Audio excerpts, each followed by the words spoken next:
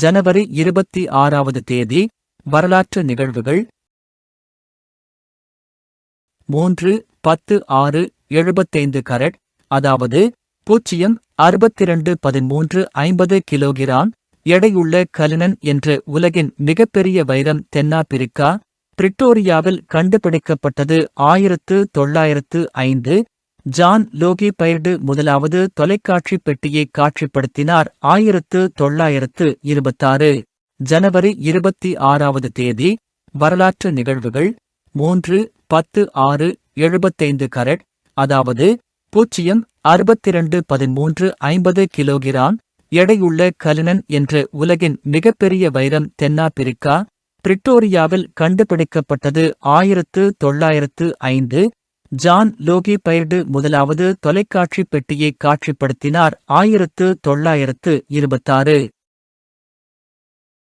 பிரித்தானிய மற்றும் எகிப்திய உயர்வகுப்பு வர்த்தகர்களுக்கெதிராக எகிப்தில் இடம்பெற்ற வன்முறைகளில் கெய்ரோ நகரத்தின் நடுப்பகுதி தீயினால் அழிந்தது 1952.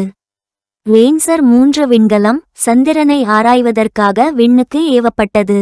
ஆனாலும் இத்தளவுளவி 22,000 மைல்களில் சந்திரனை தவறவிட்டது 1962. இந்தி இந்தியாவின் அதிகாரபூர்வ மொழியாக அறிவிக்கப்பட்டது 1965.